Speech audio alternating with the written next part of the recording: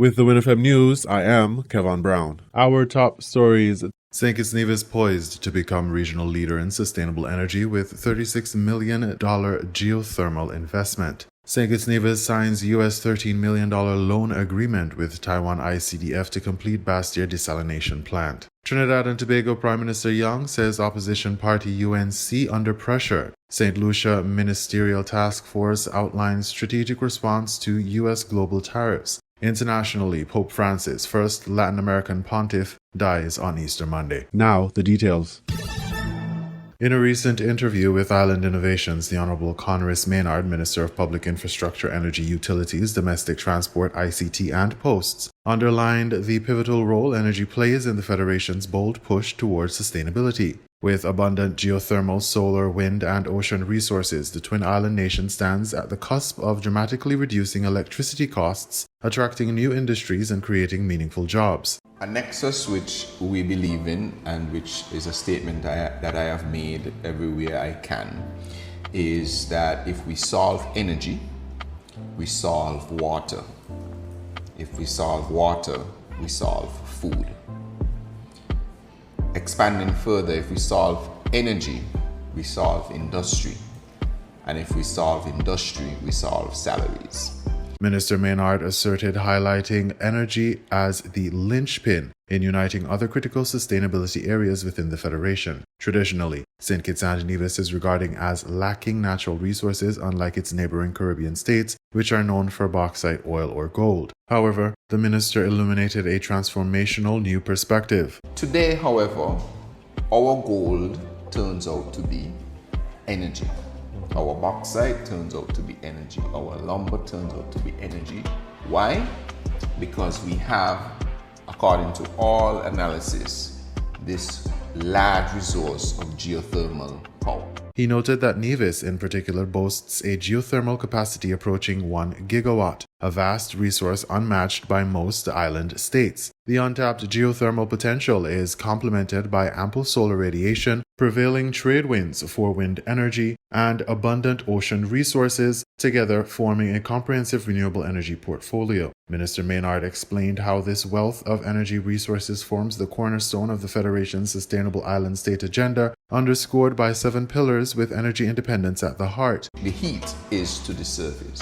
So in Nevis, one of the advantages is that the heat amount is much closer to the surface than in other areas of the world. So you don't have to drill as deep to get to it. And also it is sort of concentrated in locations. The government has established significant partnerships to facilitate geothermal development, securing financing mechanisms designed to mitigate risk. The Caribbean Development Bank has allocated US $70 million for the initial development, with $60 million earmarked for drilling production wells under a unique contingency arrangement that converts to loans if successful or grants if not. However, what emanated out of that process was that the amount of money that they had, 16 million, could only do a certain amount of wells, maybe 3. And it was a challenge to mobilize the best drillers in the world to come to what they term as a remote island to only drill 3 wells.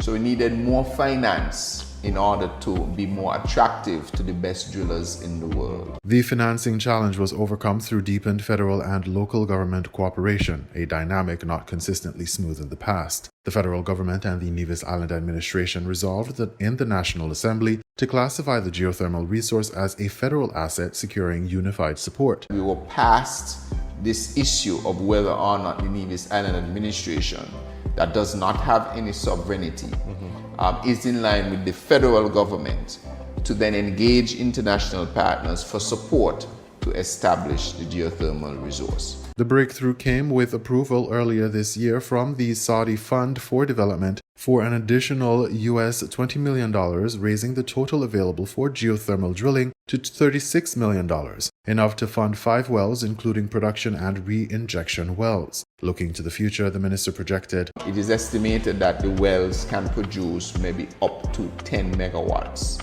of power if they are good. If they're not so good, maybe 5.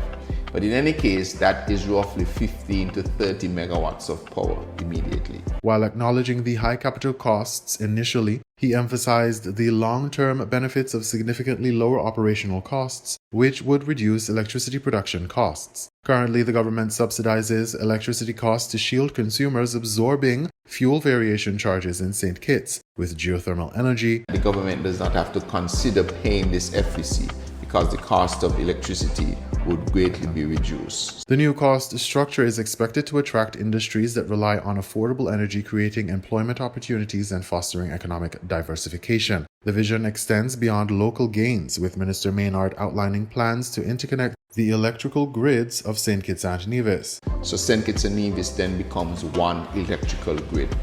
So any industry developed on St. Kitts or Nevis will then be able to share any renewable energy resource on either island. Moreover, excess geothermal energy opens avenues to power-to-X technologies, converting surplus energy into molecules such as hydrogen or ammonia, expanding the country's potential role in emerging green energy markets. We are on a path to make St. Kitts and Nevis the first fully sustainable island state in the Western Hemisphere and perhaps even the world. The milestone should showcase how a small nation can weather the impact of shocks such as energy, food, water shortages, which threatens much of the world today. Highlighting political resolve, the minister noted the rare unity between opposing parties in the Federation, emphasizing the joint commitment towards sustainability goals. So there is now no daylight between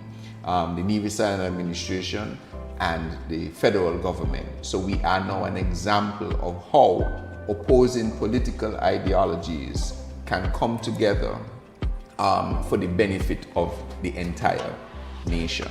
Minister Maynard also issued an open invitation for partners to join in this transformative journey. So this is an opportunity for persons to partner with a serious government that has a serious agenda towards sustainability and obviously benefit for all those who would be willing to partner with us. Finally, he pointed to the Federation's strategic location in the Eastern Caribbean, close to islands such as Antigua and St. Martin, as a natural hub to foster subsea electrical interconnectedness and regional energy cooperation, likening it to the interconnection he had witnessed in Mallorca, Spain. With $36 million now secured for geothermal drilling and an ambitious sustainable vision in place, St. Kitts and Nevis seeks to solidify its position as a Caribbean pioneer in clean energy and a beacon of resilience and innovation in the face of global climate and economic challenges.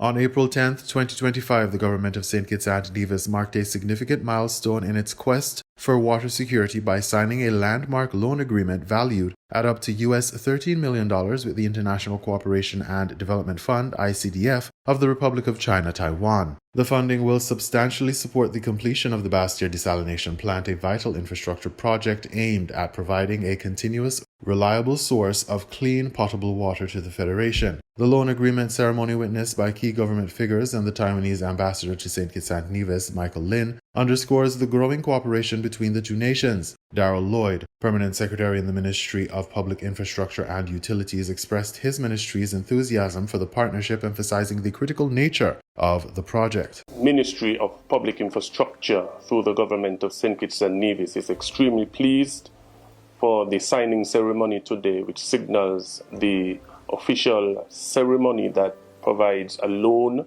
to the government of St. Kitts and Nevis by the Taiwan ICDF. As a government and as a ministry, we recognize the significant challenges that we have faced with the scarcity of water in the Federation of St. Kitts and Nevis, and this would have led to today's ceremony. Highlighting the scope and ambition of the infrastructure initiative. The government has started a robust project in terms of ensuring that we return the Federation to 24-hour clean, potable water. And the government, however, is currently doing a 2 million gallon per day desalination plant in the Bastia area. It's quite an expensive undertaking. And so we are glad that the partners from Taiwan would have consented to assist us in this great undertaking. Indeed, We are extremely delighted of what is happening today, and the ministry looks forward to, of course, the continued partnership that we would have forged a few years ago with Taiwan. You are indeed a significant partner, and we are particularly happy for today's exercise. Prime Minister the Honorable Dr. Terence Drew also spoke at the ceremony, marking the signing as a pivotal advancement for the nation's development and water resilience. This signing between the government of St. Kitts and Nevis and the International Cooperation and Development Fund, ICDF, of Taiwan represents a major leap forward in our national journey, as it makes available a loan facility of up to $13 million to complete the construction of Bastia Desalination Plant, which is already underway. He accentuated the fundamental role of Taiwan and St. Kitts and Nevis's multi-sectoral growth, noting, "Real transformation comes with collaboration, and our partnership with Taiwan has once again proven invaluable. Through the ICDF and across sectors like agriculture, healthcare, ICT, and now water, Taiwan continues to be a true development partner, helping us not as beneficiaries, but as equals." And so I want to thank the government and people of Taiwan and Ambassador Lin for their continued partnership, and of course to extend this to ICDF. Prime Minister Drew further outlined the systemic approach his administration has undertaken to address water security. From the start of this administration, we have been committed to tackling water insecurity head-on. We've conducted system-wide audits, repaired aging infrastructure, and integrated smart technology. But we knew the long-term solution had to be bold, and this plant is part of that solution. As he concluded, Dr. Drew acknowledged the collaborative efforts behind this achievement. This government continues to power forward, addressing the social aches being faced by our people. And with every step, we remain resilient, independent, and future ready.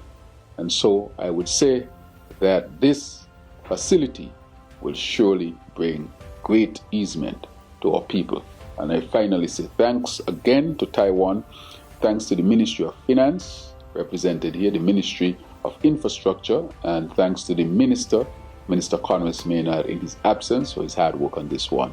And this collaboration is truly proven to be worthwhile and beneficial to all of us involved, both the people and government of St. Kitts and Nevis and the people and government of Taiwan. The Bastia Desalination Plant, currently under construction, is a cornerstone initiative in the government's broader Sustainable Island State agenda, designed to transform seawater into safe drinking water with a capacity of 2 million gallons per day. This plant will dramatically reduce the Federation's dependence on rainfall and groundwater sources, which have been severely impacted by climate variability. The project is expected to be completed in July 2025. It will ensure that the Bastia region and surrounding areas have access to potable water 24 hours a day, providing a much-needed solution to the water challenges that have long plagued the country. The collaboration with Taiwan continues to exemplify a partnership based not on traditional donor-recipient dynamics but on mutual respect and a shared vision for sustainable development. With this agreement, St. Kitts and Nevis steps closer to securing water resilience and improving the quality of life for its citizens through strategic investments and international cooperation. In regional news, Trinidad and Tobago Prime Minister Young says opposition party UNC under pressure, Triple T Live Online reports. And Prime Minister Stuart Young has shared insights from the latest People's National Movement poll, which indicated that the United National Congress, the UNC, is under pressure in several key constituencies. Speaking at a meeting in Moruga on Saturday, Prime Minister Stuart Young highlighted the strategic efforts of the PNM and the positive trajectory of its campaign. I am telling Trinidad and Tobago, and I am telling you, the People's National Movement, that I saw our latest poll, our scientific poll, and I know why they're reacting that way tomorrow in the newspapers, later in the week in UWeek, and all over the place. Because you know what our poll says? Our poll says the UNC is under pressure. Political leader of the United National Congress, Kamala Persad-Bissessar, though, stated that her party has also been conducting weekly polls showing that the UNC is in the lead. She cautioned citizens on several polls which will be released in the public domain as the country goes into the final stretch before the general election. So in this last week of election, they are bringing what is called in the politics, in in polling a suppression poll to try to keep you home, to try to make sure you don't come out to vote. Those polls are not credible. No matter who they say is winning or which pseudo-intellectual name is on them, don't get tied up with these media houses and their polls just before the election. But PM Young urged citizens to be aware of the tactics that the UNC might employ to mislead voters. They are going to use everything at their fingertips to try and bring misinformation and to mislead the citizens of Trinidad and Tobago. Starting tomorrow, watch. Remember I told you this here tonight from Aruga Table on. From tomorrow they will start. They will come with false and fake polls. You know why? Because exactly as Foster said, the PNM's timing and strategy is working. Sololala, TTT News. People's National Movement political leader Dr. Keith Rowley is urging Tobagonians to be mindful that giving the 2 Tobago seats to persons outside of the PNM is supporting the United National Congress.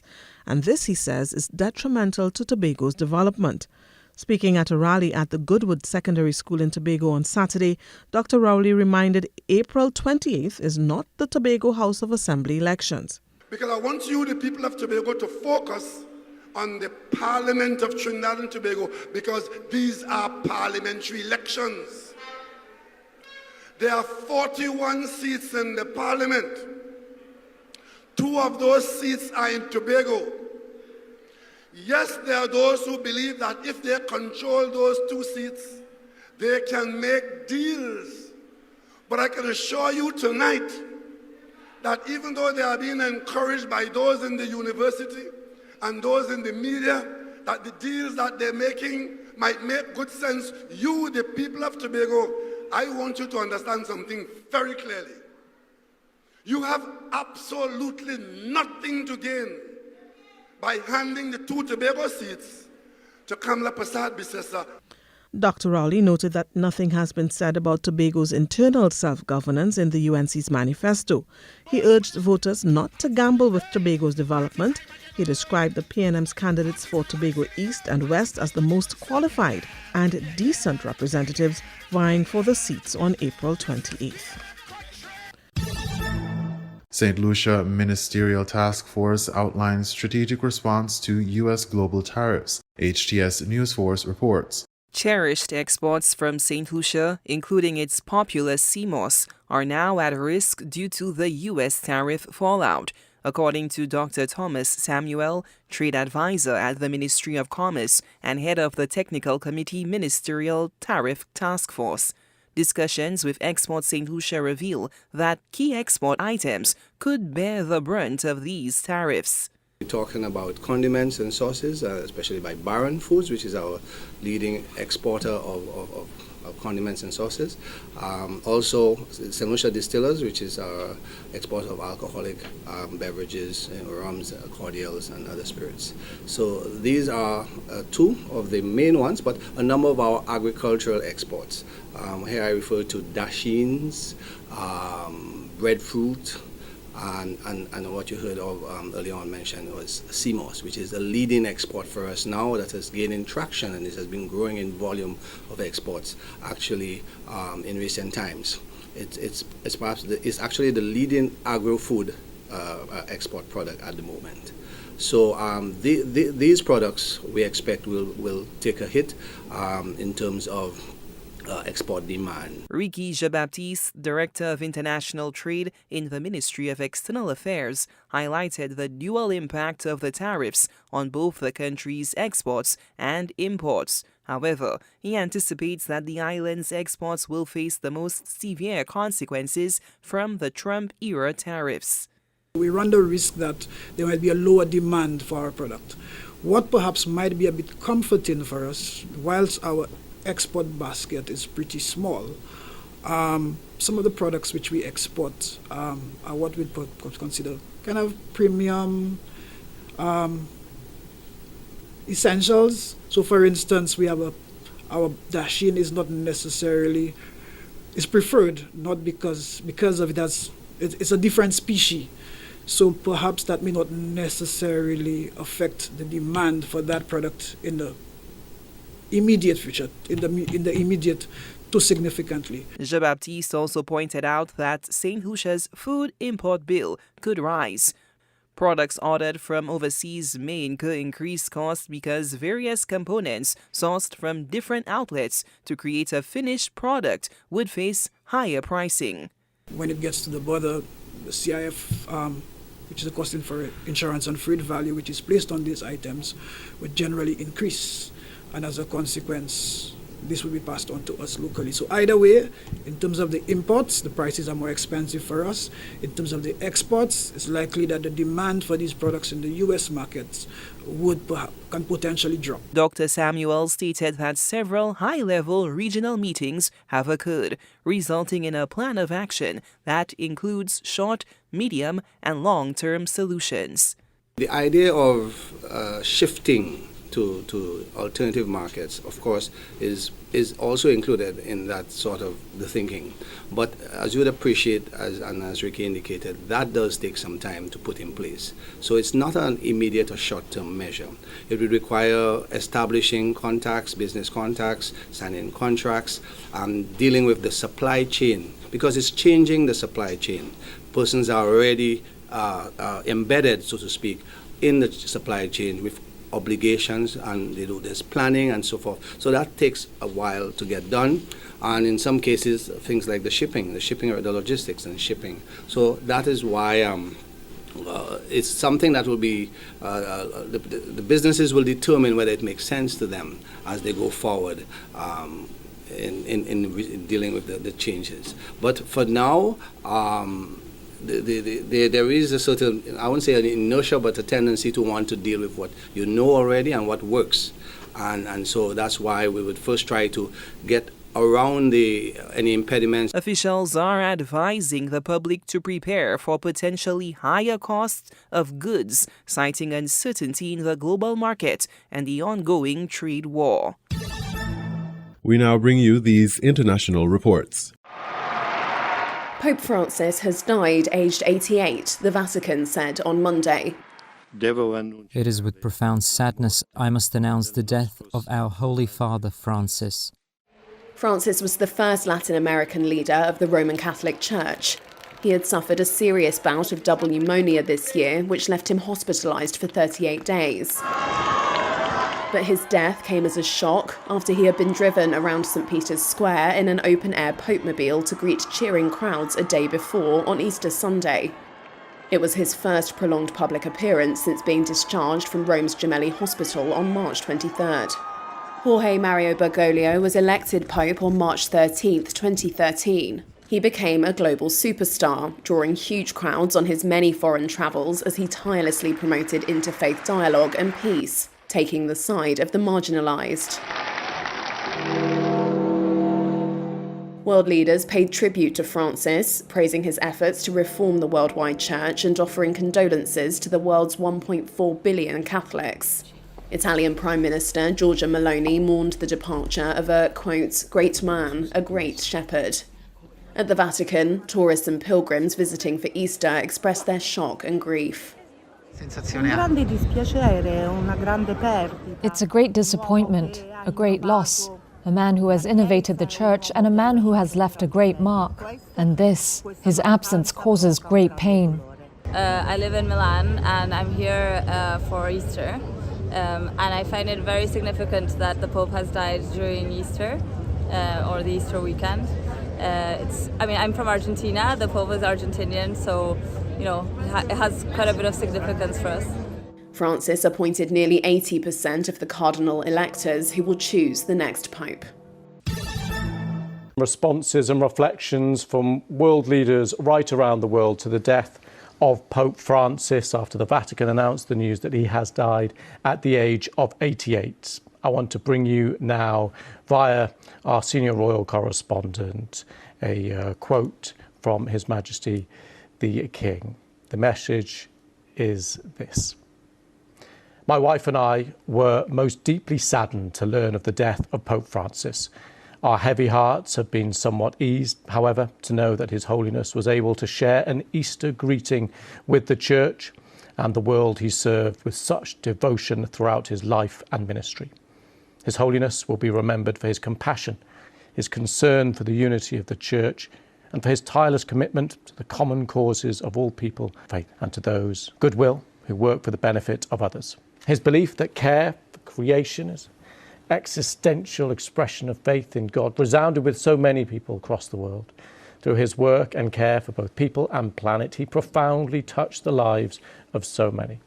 The Queen and I remember with particular affection our meeting with His Holiness over the years, and we were greatly moved to be able to visit him earlier in the month. We send our most heartfelt condolences and profound sympathy to the Church he served with such resolve, and to the countless people around the world who, inspired by his life, will be mourning the devastating loss of this faithful follower of Jesus Christ. So that statement just in the last few minutes from the King. I just want to return now to David Willey, was BBC's Vatican correspondent for 40 years, and we had a response there from the King echoing so many of the reflections and words by world leaders around the world. Indeed.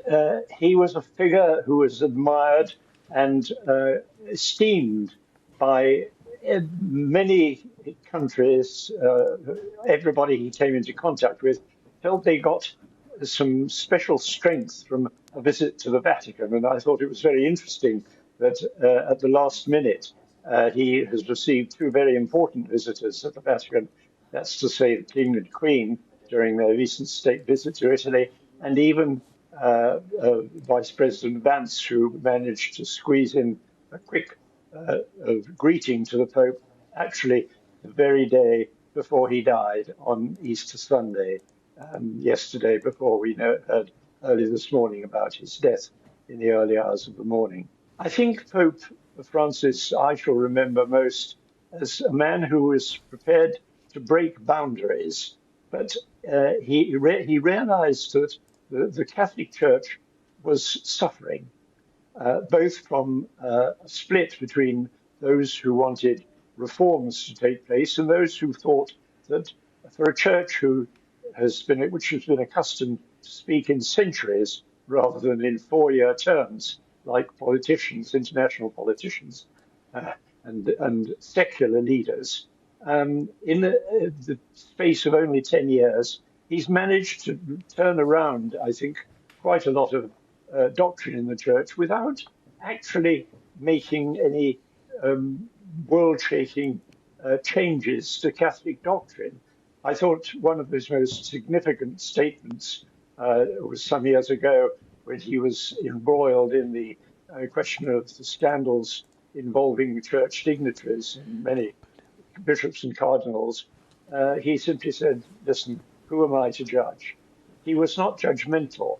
He tried to mediate. He tried to bring the church into a more modern frame of mind, and indeed used modern technology for the first time. The church has now got a big website operating. It has adopted modern technology in the way it spreads the gospel message. The church survived the COVID period when the Vatican was virtually deserted, and many people here in Italy never even went to church because it was forbidden. The church services were stopped. I think the COVID epidemic worldwide caused immense damage to the church because many people who had been regular massgoers previously in Catholic countries perhaps failed to return to church in the numbers we were accustomed to before. But certainly by going to the far ends of the earth to preach his gospel message, and by visiting members of his flock, even, for example, in Mongolia, where there is a Catholic priest is now the local church leader. He's been promoted to cardinal, and there is less than 1% of the population is Catholic. He thought there was a role for the Catholic Church to play worldwide. And I think we're going to see the implications of this in the upcoming conclave, which will elect a successor to Pope Francis. Another very interesting fact I think we're going to notice in the days to come is that the Pope simplified the ritual for a papal funeral. He didn't want the massive funeral of a prince of the church. He's already chosen where he wants to be buried, not inside the Vatican, but here in a Roman basilica, not far from here. And he really wants to show, I think, that the church can adapt to the modern world without becoming corrupted by the temptations of the modern world, and particularly the political temptations. He's known how to keep the church away from politics, but into morals, which of course is where it counts. Well, we are keeping across all the different developments and reaction around the world. Of course, this is being felt so keenly in the Vatican and in Italy. We've had some reaction out of Italy. There were due to be 4 scheduled matches in the top flight of Italian football, Serie A, on Monday. They have now been postponed following the death of Pope Francis.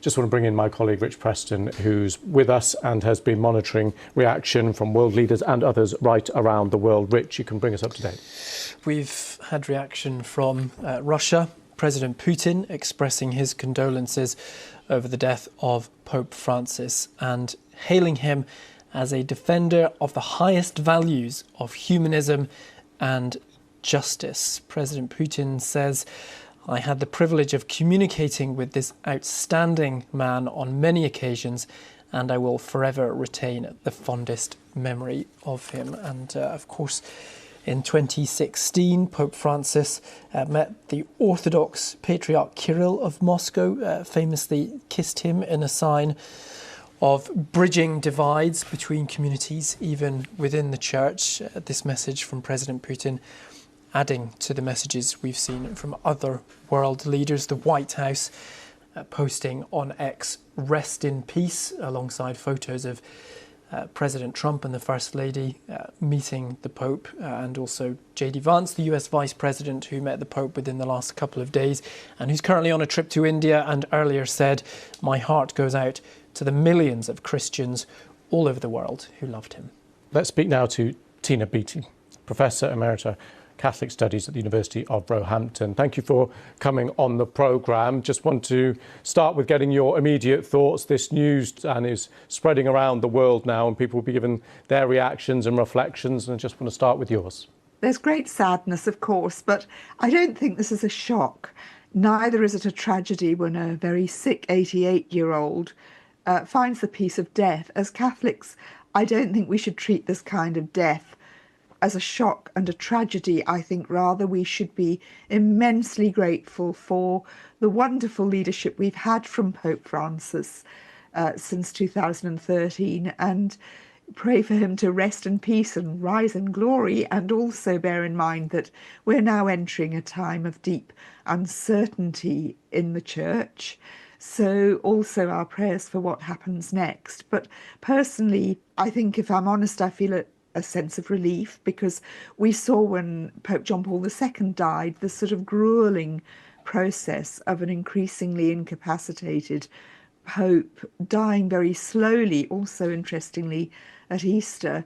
And it was obvious in the last few weeks that Pope Francis was very ill. He had a tremendous dedication to duty and to all the peoples of the world, and tried so heroically to continue to show that right up until the end.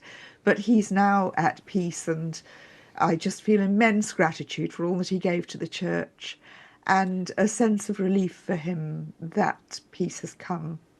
And of course, he faced challenges, as all popes do, and failures. What do you make of his time? He became Pope in his 70s, back in 2013. How do you try and assess the successes and failures?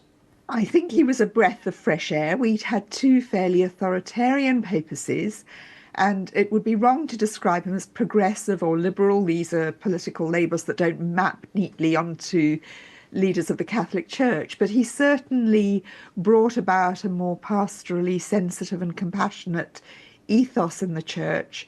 He put the environment at the very top of his concerns, along with refugees and people who are marginalised by the present world order. He was an outspoken critic of neoliberalism, of the impact of global economics on the world's poorest and most marginalised. And in all this, I think he opened the doors of compassion and tenderness and a certain kind of pragmatism about the struggles of people's everyday lives, as opposed to perhaps strict doctrinal adherence to some of the church's rules.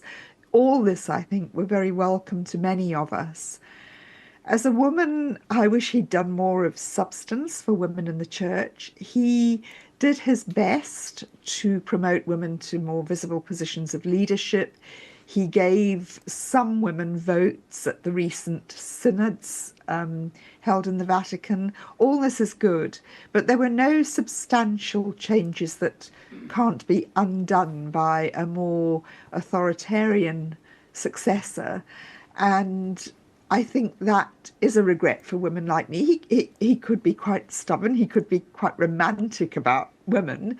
But, you know, today is a day, I think, for being thankful for his legacy. It's also interesting that in his vocal criticisms of the global world order, he met J.D. Vance yesterday in a private meeting, very brief, but in February he wrote a letter to the American bishops pointing out the wrongness of mass deportations. He was a passionate campaigner for social justice, particularly on behalf of refugees, and it was an unusually political letter. Popes don't intervene in party politics or national politics, but it was clear that he had J.D. Vance in his sights when he clarified a church teaching known as Ordo Amoris, the order of love, which Vance had tried to argue was about looking after our family, our neighbours, our community, our nation, and in a way the implication was if there's anything left, which there probably isn't,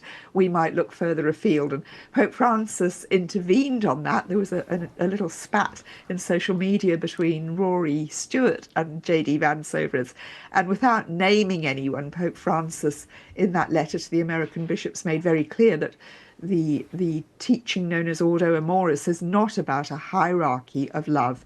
It's about an inclusive love from which nobody is accepted and except left out. And he was very clear that this particularly referred to those who are marginalised, impoverished and exploited by the global economic order. So he was no friend of far-right politics. But yes, as I say, I just think that it's a time to be thankful for what he gave the church and to hope that his legacy continues. But, you know, the Catholic Church has a long and messy history. It survives crises, it survives good popes and bad popes, and whatever happens, it will trundle on through whoever the next pope is. But at a time of growing global crisis and security, environmental catastrophe, we really do need someone who will continue Pope Francis's vision, I think. So, who are the cardinals in the running to be the next pope? Remember, this is still a men-only club. Roman Catholicism doesn't allow women anywhere near its highest positions. But might this finally be the first time in well over 1,000 years that the job goes to an African or an Asian? Cardinal Peter Turkson from Ghana has long been considered eligible, and he still is, despite unexpectedly resigning as head of the Vatican's Peace and Justice Office in 2021 amid an internal investigation into its management. Also in the running is Cardinal Luis Antonio Tagle from the Philippines. The Catholic media sometimes calls him the Asian Francis because of the esteem he was shown by the Pope. Of course, there are plenty of white men in the mix too, and let's face it, people have been speculating about a black or an Asian pope for a long time now. Another significant issue is what kind of pope we can expect. Pope Francis was very successful at inducting new cardinals. Indeed, 2/3 of the men eligible to elect his successor were named by Francis. Luc Besmond de Senneville is a Vatican correspondent for La Croix newspaper. All these cardinals chosen by Pope Francis they have two characteristics. The first one is that they come from what Pope Francis called the periphery of the world. So there is one from Mongolia, Myanmar, and Lesotho. So in the conclave, you will hear voices that have never been heard before in the Sixtine Chapel. The second particularity is that they all have a very strong pastoral experience. They are all men from the ground, from the field, and so it will change the way these men will choose the Pope.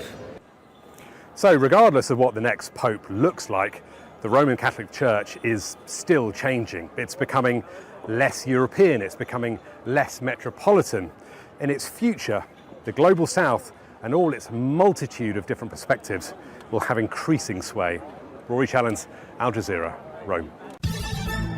You were listening to the WINN FM 98.9 newscast. Our top stories were: St. Kitts Nevis poised to become regional leader in sustainable energy with $36 million geothermal investment. St. Kitts Nevis signs US $13 million loan agreement with Taiwan ICDF to complete Bastia desalination plant. Trinidad and Tobago Prime Minister Young says opposition party UNC under pressure. St. Lucia Ministerial Task Force outlines strategic response to US global tariffs. Internationally, Pope Francis, first Latin American pontiff, dies on Easter Monday. Thank you for listening.